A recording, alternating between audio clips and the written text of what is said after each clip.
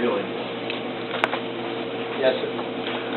You talked about the need for creating more manufacturing jobs and having money, not only in the pockets of the top, but as a senator and representative, you supported each and every free trade deal that started the global race towards the bottom and sent jobs over to places like Mexico and India and China.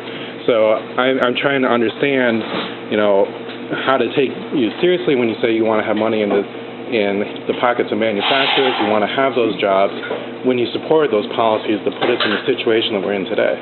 Yeah.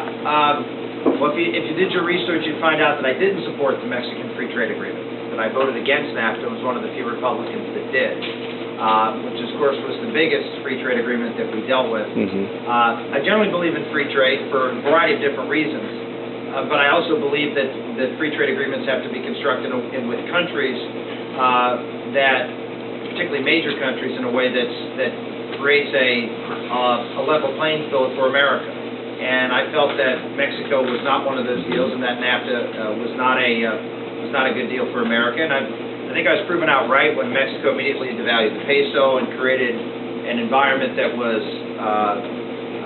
made it more difficult for us to take advantage of it. And I think even the advocates of the Mexican Free Trade Agreement have said that they advocate. It's meant a lot of jobs, and I'm sure it has meant a lot of jobs, but it's also lost a lot of jobs. And I think, by and large, it's not been one of our better free trade agreements, and I stand by the fact that at the time it was not the right vote. I have supported a lot of other free trade agreements, and I think opening up trade in general is a good thing, as long as we have a level playing field. And by and large, with smaller countries, America has always had relatively low tariffs versus the countries that we're trying to ship to.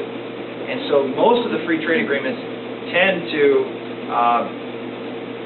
open up, particularly for Iowa. I mean, Iowa is a state that almost uniformly benefits from free trade because of our agriculture.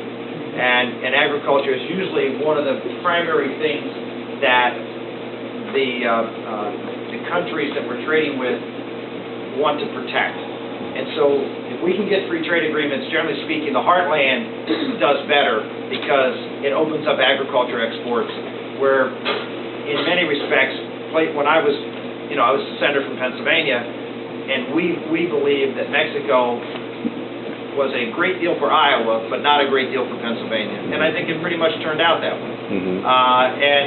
And someone who believes in the manufacturing sector, when I say great deal for Iowa farmers, not necessarily for our manufacturers. And so it's a mixed bag, depending on what industry sector you're in. Would you call for the renegotiation of NAFTA or the end of it? Well, we're constantly tweaking with NAFTA. I mean, that's something that I would strongly support, that we look at. I mean, there's discussions now about more of a robust trading zone, similar to an EU type of zone here, and allowing for a lot more commerce to flow. Canada, I'm talking about not just the United States, but Canada and Mexico. And Canada's been a good trading partner. So to the extent, and this is important too to think about Mexico, to the extent that we can improve the Mexican economy, that's a good thing for America, because that takes pressure off the border. The more there are jobs down there, the less likely folks are going to come across the border to get jobs. But we have serious problems on the border. We have serious problems that the Mexican government does with narco-terrorists, and there are a lot of issues involved now with Mexico and trade. But it certainly is the advantage of the United States to improve the quality of life and to improve the situation in Mexico for our own national security. Yes, sir. Do you support John Mayer? I do. I'm one of the guys that